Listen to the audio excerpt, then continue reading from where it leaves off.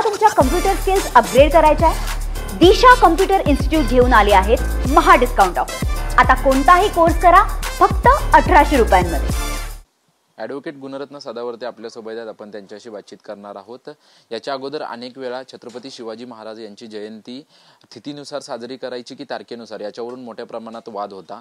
काल संभाजी भिडे गुरुजी यांनी वक्तव्य केल्यानंतर पुन्हा एकदा राज्याभिषेक दिनानिमित्त वाद निर्माण झालेला आहे, कारण की त्यांचं म्हणणं आहे की तारखेनुसार नाही तर छत्रपती शिवाजी महाराजांचे राज्याभिषेक जो आहे तो तिथीनुसार सुरुवात करावा। तुमचं काय म्हणणं आहे, तुमची काय यावरती प्रतिक्रिया? पूजनीय श्री संभाजी भिडे गुरुजी यांचा छत्रपती शिवरायांच्या इतिहासाबाबतचं चिंतन, छत्रपती शिवरायांचे विचार नवयुवकांमध्ये रुजवण्यासाठीचे कायम म्हणजे आयुष्यभराचे चाललेले प्रयत्न आणि त्याचबरोबर सांस्कृतिक ठेव्याचं जतन, ह्या सगळ्या गोष्टी निष्णात आहेत। आणि त्यामुळं त्यांचं जे मत आहे की राजाभिषेक सोहळा जो आहे तो तिथीनुसारच व्हावा, त्या मताशी मी सहमत आहे। आणि मला असं वाटतंय की त्यांच्या मतासोबत कुणीही जे आहे अनवॉन्टेड राजकारण करून वेगवेगळी मतं करण्याच्या भानगडीत पडू नये। कारण लक्षात ठेवलं पाहिजे आपण की आपण छत्रपती शिवरायांच्या किल्ल्यांचं जतन, त्यांच्या कालखंडातील काय म्हणतो आपण राजमुद्रेचं जतन करतो। आणि त्यामुळं मला असं म्हणायचं आहे की छत्रपती शिवाजी महाराजांचा जो राजाभिषेक सोहळा आहे तो तिथीनुसार मान्य करायला कोणतीही हरकत असू शकत नाही। उगीचच आपण म्हणजे जे राजकारणी आहेत, म्हणजे काय नाव आहे ते जयंत पाटील नावाचे, त्यांचा किती मला असं वाटतं तिळमात्र अभ्यास आहे, किती आहे ते मला माहिती नाही।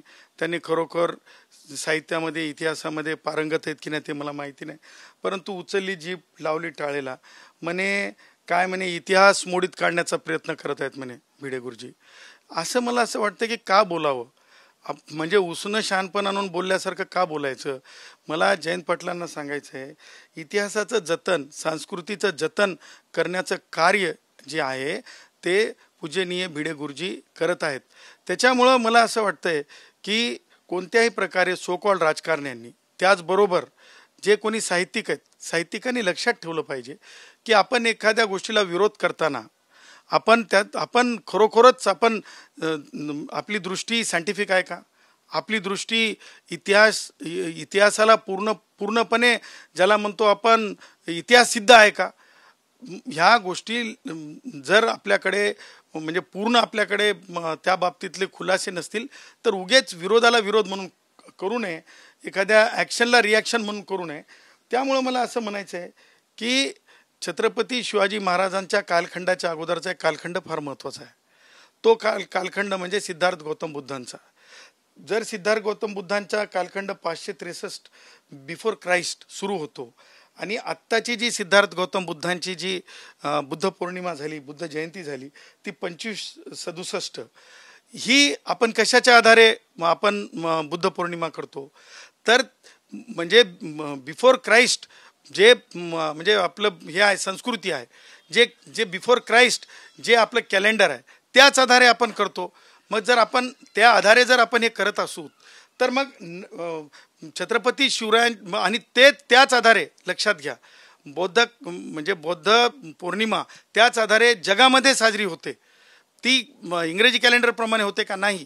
मग जगात कॅलेंडर इंग्रजी आहे, परंतु बुद्ध पौर्णिमा साजरी जी होते ती म्हणजे तिथीनुसारच होते म्हणण्यापेक्षा बौद्ध तत्वज्ञानानुसार होते, बौद्ध साहित्याप्रमाणेच होते। आणि म्हणजे चायनामध्ये इंग्रजी कॅलेंडर नाही का? त्याचबरोबर जपानमध्ये इंग्रजी कॅलेंडर नाही का? त्याचबरोबर थायलंडमध्ये नाही का? आपल्या याच्यामध्ये नेपाळमध्ये नाही का? सगळीकडे जर तिथीनुसारच होते। म्हणून माझं असं म्हणणं आहे की म्हणजे छत्रपती शिवरायांचा राजाभिषेक दिन सुद्धा आपण सांस्कृतिक जतन म्हणून, आपण सांस्कृतिक ठेवा म्हणून आणि आपल्या म्हणजे ज्या बाबी आहेत त्या निष्णात राहाव्यात। अभ्यासकांना उद्या नरोवा कुंजरवाप्रमाणे अभ्यास करण्याची वेळ येऊ नये। जर एखादा इंग्रजी अभ्यासक अभ्यासाला आला तर त्या अभ्यासकाला सो कॉल्ड जयंत पाटील असतील किंवा जे कोणी थातूरमातूर अभ्यास असलेले स्वतःला छत्रपती शिवरायांच्या इतिहासाचे अभ्यासक म्हणत आहेत, त्यांना मला हे प्रश्न विचारायचा आहे, जर इंग्रजी कोणी फॉरेनचा किंवा आणखीन कुठला अभ्यासक आला आणि त्या अभ्यासकाने येऊन विचारलं की म्हणजे राजाभिषेक दिन 16 हा कोणती तारीख नक्की आहे, तर ते सांगू शकतात का? जयंतीबद्दल देखील तुमचं हेच म्हणणं आहे का? कारण की वारंवार मागणी होती की छत्रपती शिवाजी महाराजांची जयंती ही तिथीनुसार साजरी करावी. अहो मला सांगा, सिद्धार्थ गौतम बुद्धांची जयंती बुद्ध पौर्णिमा आपण कशी साजरी करतो? ती बौद्ध कालखंडाप्रमाणेच साजरी करतो आपण. बौद्ध कालखंडाप्रमाणेच आपण सिद्धार्थ गौतम बुद्धांच्या जयंतीला जे आहे आपण 2567 बिफोर क्राइस्ट अशी आपण मान्य केलेली आहे. त्याच्यामुळे माझं असं मत आहे की आपण ह्या गोष्टीला येणाऱ्या काळच्या फ्युचरमधल्या जे अभ्यासक आहेत त्या अभ्यासकांना आपण का द्विधा मनस्थितीमध्ये टाकायचं? आपल्याकडे उपलब्ध आहे ना तिथी, आपल्याकडे उपलब्ध नाही का छत्रपती शिवाजी महाराजांच्या राजाभिषेक दिनाची किंवा छत्रपती शिवाजी महाराजांच्या जन्मदिनाची? दोन्ही तिथी उपलब्ध आहेत.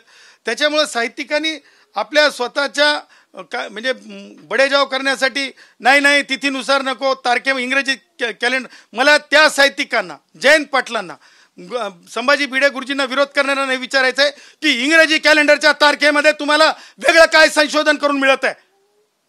मला त्यांना प्रतिप्रश्न आहे, त्याचं उत्तर आहे का त्यांच्याकडं? उगीच काहीतरी करायचं. छत्रपती शिवरायांचा अभ्यास, छत्रपती शिवरायांचा इतिहास, छत्रपती शिवरायांचं कर्तृत्व हे निष्णातपणे कोणत्याच पद्धतीने त्याच्यामध्ये बिलकुल अभ्यासकांना, येणाऱ्या काळच्या विद्यार्थ्यांना कोणत्याच प्रकारे हे असू नये की कन्फ्युजन होऊ नये. उद्या जर विचारलं MPSCच्या किंवा UPSCच्या विद्यार्थ्याच्या उत्तर प्रश्नपुस्तिकेमध्ये की छत्रपती शिवरायांचा राजाभिषेक दिन कोणता, तर मला सांगा उत्तरामध्ये तिथीनुसार आहे आणि इंग्रजी कॅलेंडरनुसार आहे. तर सो कॉल्ड भिडे गुरुजींना विरोध करणारे जे साहित्यिक आहेत आणि पुढारी आहेत त्यांना मला प्रतिप्रश्न आहे की त्यांनी त्याचं उत्तर काय लिहिणार ते सांगावं आणि MPSC आणि UPSCला त्यांनी ते कळवावं. काही नाही करायचं, सूत्रता काही ठेवायची नाही, जस्ट विरोध करत राहायचा. मला असं वाटतंय ह्याला काही अर्थ नाही. दुसरीकडे पुण्याचं प्रकरण जे आहे ते ताजं असताना मोठ्या प्रमाणात महिला आयोगावरती ताशेरे ओढताना पाहायला मिळत आहेत. अनेकांचं म्हणणं आहे की या महिला आयोगाच्या अध्यक्ष आहेत त्या कोणत्याही राजकीय पक्षाच्या नसाव्यात, एखादी सनदी अधिकारी, माजी सनदी अधिकारी आहेत, यांना हे पद द्यावं अशा प्रकारची मोठ्या प्रमाणात मागणी होते. तुमचं काय या संपूर्ण प्रकरणावरती आणि या मागणीवरती तुमचं काय म्हणणं आहे? एक लक्षात ठेवा की ही जी पदं आहेत महिला आयोगाची, मानवाधिकार आयोगाची पदं जी आहेत त्या रूल बुकनुसार आणि ह्या सगळे आयोग जे आहेत राष्ट्रीय आयोग आहेत आणि राज्य आयोग आहेत आणि ते त्यानुसार ते नियुक्त्या होत असतात. त्याला नियुक्ती प्राधिकारी असतात, त्याला चयन समिती असते. आणि मला असं वाटतंय की ज्या कुणाला असं बोलायचं आहे त्यांना असं कुणाला वाटतंय की त्या पदांवर म्हणजे मला माहिती नाही राजकीय व्यक्ती कोणत्या पदावर आहेत, परंतु मला हे म्हणायचं आहे की ज्या कुणाला राजकीय व्यक्ती नको असतात ते कोर्टात जात नाहीत किंवा त्या लॉला चॅलेंज करत नाहीत, परंतु फक्त माध्यमांसमोर बातम्या व्हाव्यात म्हणून आपलं काहीतरी येऊन बोलत राहायचं. मला हे म्हणायचं आहे की पुण्याच्या प्रकरणामध्ये ज्या भगिनीचा जे मृत्यू झाला ते मृत्यू अत्यंत वेदनादायी आहे. तिच्यावर झालेल्या अन्याय अत्याचाराबाबतीमध्ये जर तिचा जर खून झाला असेल त्या भगिनीचा तर आरोपीला फाशी झालीच पाहिजे. तिची जर आत्महत्या झाली असेल तरी आरोपीला कठोरात कठोर शिक्षा झाली पाहिजे. ही मागणी प्रत्येकाने करावी. परंतु महिला आयोगाचे जे कर्तव्य, जिम्मेदारी आणि ज्या बाबी आहेत त्या बाबी तुम्हाला अधोरेखित करताना मला सांगायचं आहे की कोणताही आयोग असो, मानवाधिकार आयोग असो, अल्पसंख्याक आयोग असो, महिला आयोग असो, ज्या वेळेस एखादं प्रकरण न्यायप्रविष्ट होतंय त्यावेळेस त्या आयोगांचे अधिकार सीमित होऊन जातात. ह्या प्रस्तुत प्रकरणामध्ये आरोपींना अटक झालेली आहे, FIR झालेला आहे, आरोपी न्यायालयाच्या समक्ष उभे केलेले आहेत, कस्टडी दिल्याचं सुद्धा माध्यमांमधून समजतंय. तेव्हा मला असं वाटतं की आता महिला आयोगांकडं मॉनिटरिंग म्हणण्यापेक्षा न्यायालयावर मॉनिटरिंग सुद्धा करता येत नाही. त्या कुटुंबाला एक म्हणजे एक धीर, त्या कुटुंबाचं एक धैर्य, न्याय मिळेल हा विश्वास वाढवण्यापलीकडे महिला आयोगाकडे फार जास्त काही कार्य शिल्लक राहत नाही असं माझं मत आहे. एक वेगळा प्रश्न संजय राऊत असं आज म्हणताय की ठाकरे बंधू एकत्र येण्याविषयी त्यांचं असं म्हणणं आहे की केवळ युतीच केवळ युतीच राज ठाकरेंची होणार नाही तर दिलसे मनसे आम्ही एकत्रित जाणार आहोत. यावरती तुमची काय प्रतिक्रिया, कारण की दोन्ही ठाकरे बंधूंवरती तुम्ही वारंवार टीका करताना पाहायला मिळतं. मला असं वाटतंय की उद्धव, संजय राऊत ह्यांच्या बोलण्याची आता तुम्हाला सांगतो अत्यंत नगण्य अशी लोकांमध्ये वैचारिक, मला किंमत म्हणायची नाही परंतु मोजमाप आहे. अत्यंत नगण्य असं लोकांचं त्यांच्या बाबतीतलं मोजमाप आहे. अत्यंत नगण्य असं त्यांच्या बाबतीतलं मोजमाप आहे.